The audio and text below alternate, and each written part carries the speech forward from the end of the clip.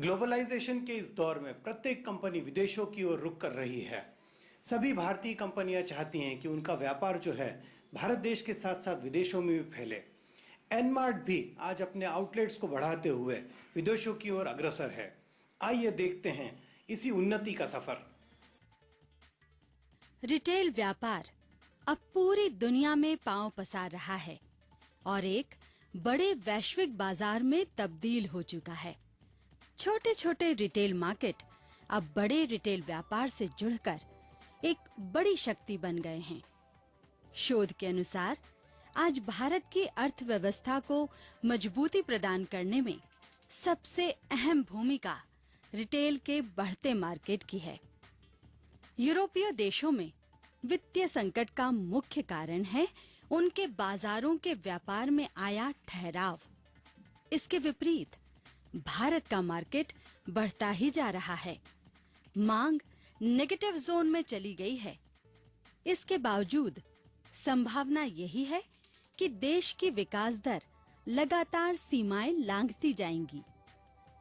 भारत के मार्केट में अपनी अलग पहचान बनाते हुए एनमार्ट रिटेल मार्केट की नई तस्वीर रचने का प्रयास कर रहा है। एनमार्ट के प्रणेता श्री गोपाल जी शेखावत की दूरदर्शी सोच से एनमार्ट की महक अब विदेशों में भी फैल रही है। एनमार्ट का परिवार भारत तक ही सीमित नहीं है, विदेशों में भी अपनी पहचान बनाने के लिए तैयार है। गोपाल जी, एक आपने एक्सपेंशन प्लान में मुझे बताया था कि नए बिजनेस प्लान में आपका प्लान है कि हम बाहर दुबई में और दूसरी जगह भी मॉल्स खोलने वाले हैं। तो इसका विचार आपके मन में क्यों आया? दो तीन चीजें हैं सर। दुबई में ऑलरेडी हमारी जगह नक्की हो गई है। बांग्लादेश हम लोग खोलेंगे, दुबई खोलेंगे, हम लोग श्रीलंका में खोलेंगे, हम लोग और भी कई जगह मॉल खोलना चाहते हैं जिससे हमको इंटरनेशनल ट्रेड का बेनिफिट हो। हम लोग अभी जाम्बिया जा रहे हैं, जाम्बिया अफ्रीका। हमारी पूरी टीम वहां पे जाम्बिया के प्रेसिडेंट के हमारे अच्छे रिलेशंस थे, तो उन्होंने एनमार्ट को वेलकम किया।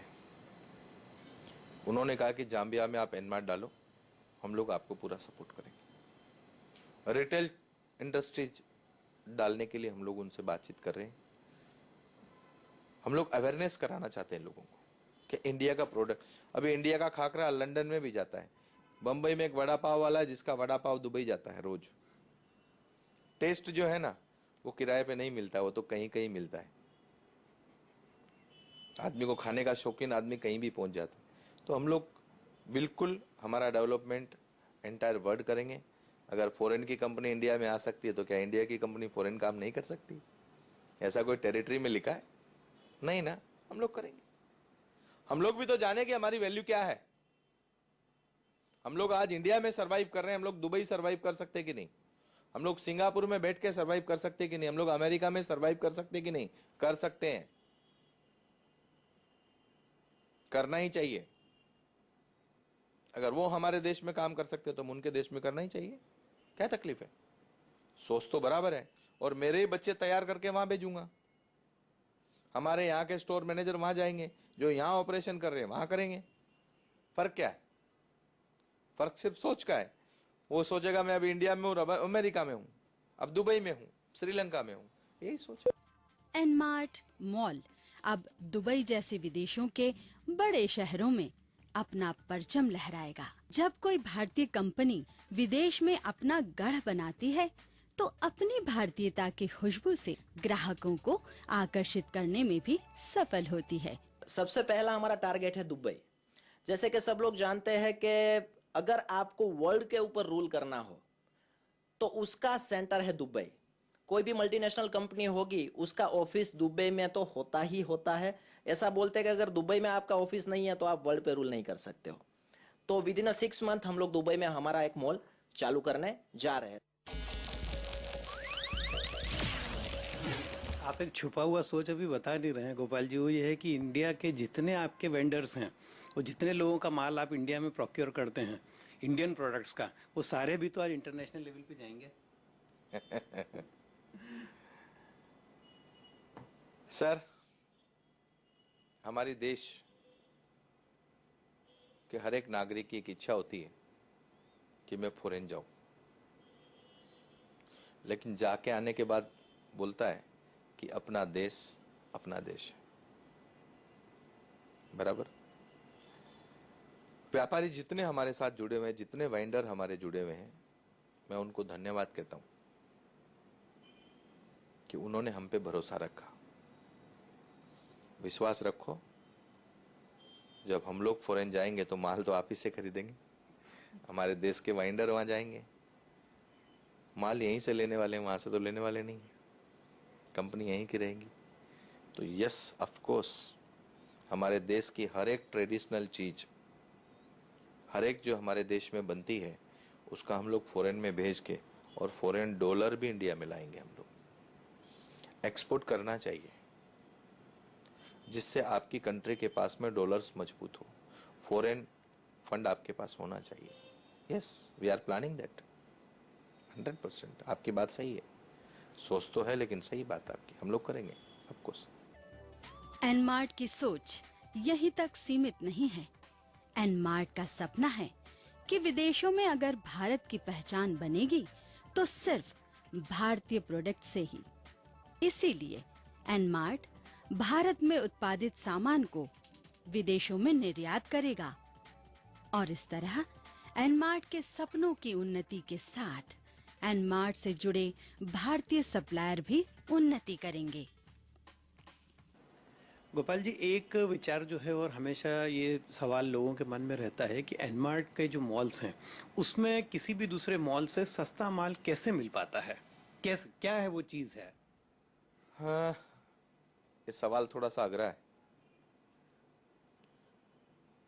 दूसरे मॉल से हम लोग सस्ता कैसे देते हैं? हम लोगों ने हमारा थोड़ा सा मार्जिन नक्की कर रखा है कि थोड़ा सा मार्जिन 2% लेस तो हर प्रोडक्ट आपको मिलेगा ही। इसके अलावा हमारे जो काम करने वाले लोग हैं, जो हमारे सेल्समैन हैं, उनको हम लोग कुछ बेनिफिट्स देते हैं।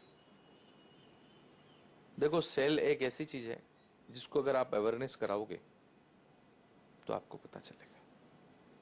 अभी तो मैं आपको सिर्फ बता रहा हूं, कुछ दिन बाद मैं ऐसा करूंगा कि आपको खुद को मॉल में भेजूंगा और आप मॉल पे जाके, हम लोग किसी के बारे में कंपेयर करते ही नहीं है, हम लोग इस खोज में हैं कि बेस्ट प्रोडक्ट क्या मिल सकता है और अच्छा लोगों तो क्या पहुंच सकता है, सस्ता, सुंदर, टिकाऊ। मैं मारवाड़ी हूं ना, इसलिए चारों चीजों का ध्यान रखता हूं। हिंदुस्तान में मारवाड़ी कौम एक ऐसी है, बुद्धिमान है, पैसे का ख्याल रखते हैं और सिस्टम में चलते हैं। जब उत्पादों का निर्माण होता है तो सबसे पहले उन उत्पादों को गोदाम तक पहुंचाया जाता है, जहां से वो वितरक तक पहुंचता है। वितरक उन उत्पादों को आपूर्तिकर्ता तक पहुंचाता है, जो उसे दुकानदारों तक पहुंचाते हैं। दुकानदार उन उत्पादों को बेचता है, जो अंत में हम ग्राहकों द्वारा खरीदा जाता है। इस पूरी प्रक्रिया में उत्पादों का निर्माण करने से लेकर ग्राहक के इस्तेमाल करने तक 7 चरण आते हैं और हर चरण में संलग्न इकाइयां अपना अपना मुनाफा कमाने के लिए उत्पादों पर लाभ जोड़कर बेचती है, जिसके कारण उत्पादों का मूल्य बढ़ जाता है और वो उत्पाद तय मूल्य से महंगे बिकते हैं। परंतु एनमार्ट में यही उत्पाद मैन्युफैक्चरर से सीधे रिटेल आउटलेट तक पहुंचते हैं, जिसके कारण उत्पादों का दाम बढ़ाने वाली इकाइयां कम हो जाती है। अतः एनमार्ट में सामान सस्ते दामों पर उपलब्ध रहता है। मुझे लगता है गोपाल जी सबसे बड़ी चीज जो करते हैं वो ये है कि दूसरों को कमाने का और दूसरों को तरक्की करने का भी मौका देते हैं। हिंदुस्तान में हर इंसान नसीब लेके पैदा हुआ है।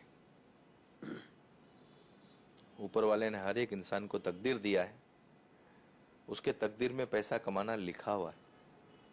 मैं तो सिर्फ पंडित हूं, उनको बताना चाहता हूं कि आपके तकदीर में क्या लिखा है। एक पंडित जी थे, ऐसा बोलता है भे माता जो होती है